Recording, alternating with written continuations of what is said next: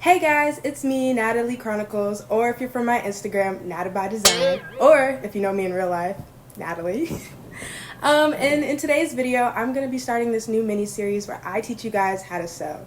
And honestly, we're just going to jump right into the video. I'm going to start with showing you guys some basics on sewing. So I'm going to show you guys some machines you should invest in.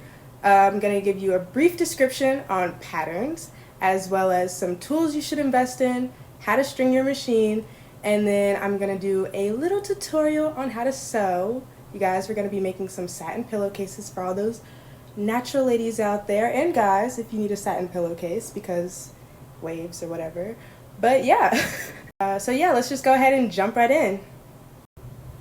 Okay guys, so jumping straight in, some machines you should invest in. I currently have a Brother CS600i and a Brother Lock 1034D. So that's my serger and my regular sewing machine that I use.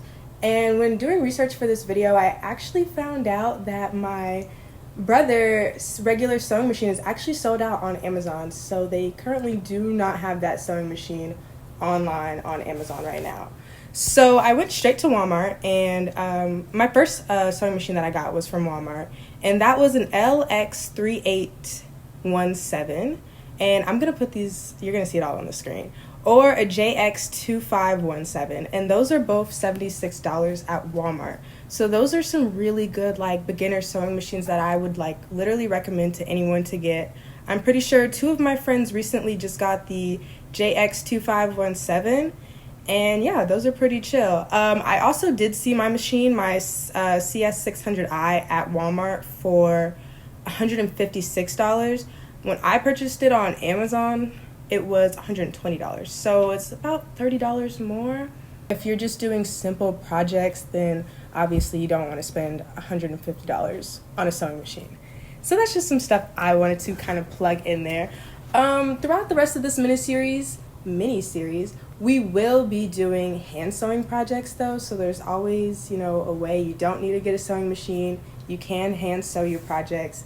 And with that being said, something that I did hand sew, if you want to go over to my Instagram and check it out, was my birthday outfit for my birthday, my 21st birthday last year. So you just gonna bring me a birthday gift on my birthday to my birthday party on my birthday with a birthday gift? Happy birthday? I literally hand sewed an entire sequin bodysuit, and yeah, literally like took like a week to hand sew.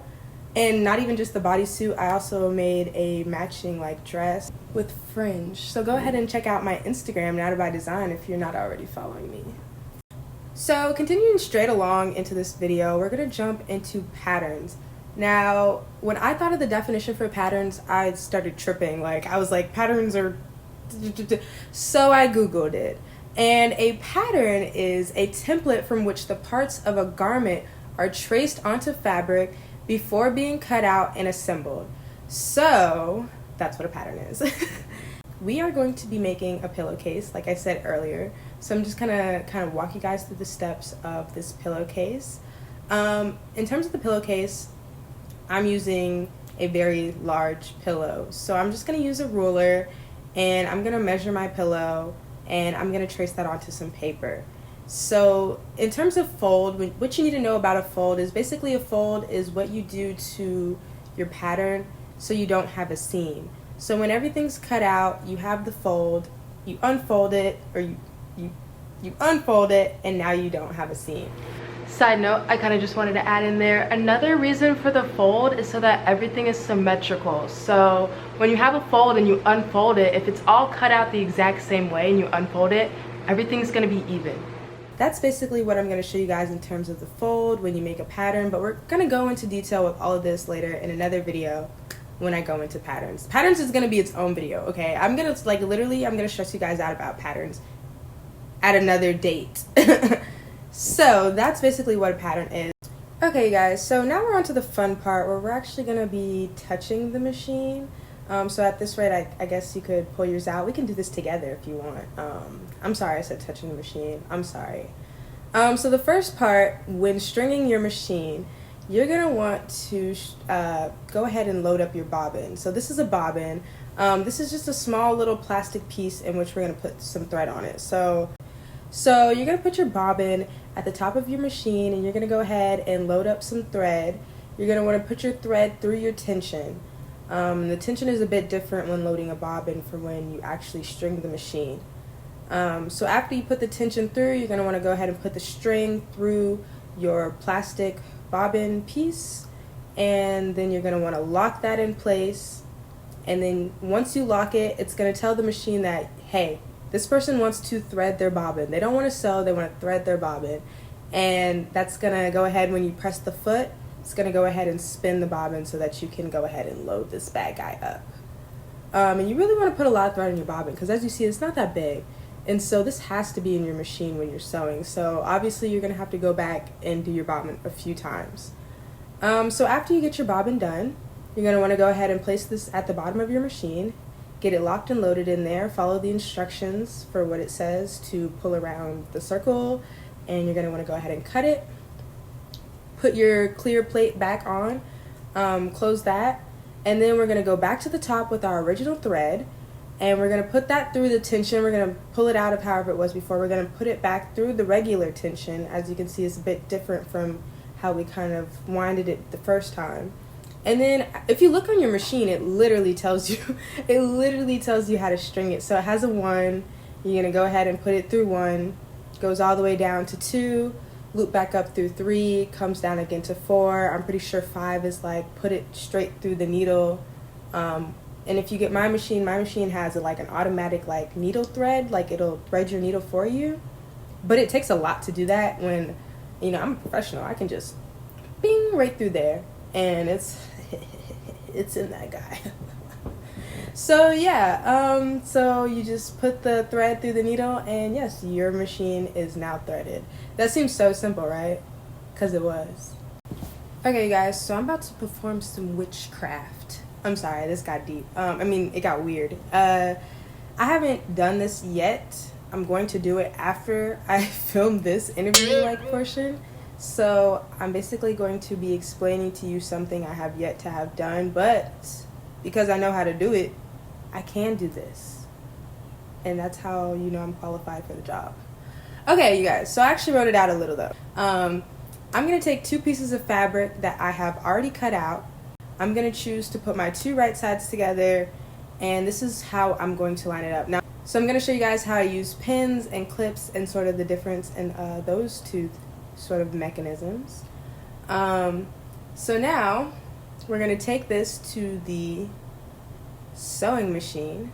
You don't want to forget to put your foot down, okay? That's always something I have to remind everyone when I'm teaching them to sew. Put your foot down. So we're going to line up everything under my sewing machine. We're going to put my foot down. We're going to adjust the speed. And now here I'm going to be pressing the foot, and you can see it's starting to sew. So as we're sewing, we're going to guide the fabric through the machine. We're going to guide it end to end, and when we get to the very end, we're going to go ahead and do a back stitch. And we're going to do this on all 3 sides. Now, when we get to the last side, I don't necessarily want to close it off like how I did the other sides. I kind of want to leave it open because I have a weird shaped pillow, as you kind of have already seen. So I'm going to actually add some elastic in there, you guys. So I'm going to close it and make like a tunnel. And I'm going to sew this tunnel closed all the way around, leaving an opening at the end. Now when we get to this opening, I'm going to go ahead and thread in some elastic using a safety pin. And I'm going to thread this all the way through, and I'm going to make it really tight. But tight enough where I can open it and slide it over my pillow. But then once it's on the pillow, it's tight enough to kind of be enclosed and keep the pillow enclosed in there. And yes, you guys, that is how we make a satin pillowcase. So if you want to go ahead and try to make your own satin pillowcase, you should go ahead and do that. If not, comment below what you think I should make, or stick around for next week's video when we are going to get into fabric. I feel like fabric should be its own video just because there's so many different types of fabric. Everything you see behind me is something I've made, something I've worked on, something I've customized, designed, whatever. So it's so many fabrics. I hope you guys enjoyed this video. If you did, please make sure to like, comment, and subscribe below.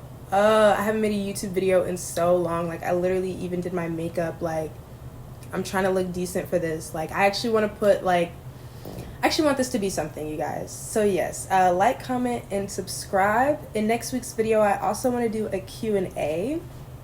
So, if you like this video and you have any questions about anything sewing related, how I got into sewing, why I sew, what motivates me to sew, anything like that, go ahead and comment that down below. Or if you follow me on Instagram, I don't know, DM me, I guess, but don't be weird. Please don't be weird, or I'm just gonna have to also be weird and not respond. So yeah, bye guys.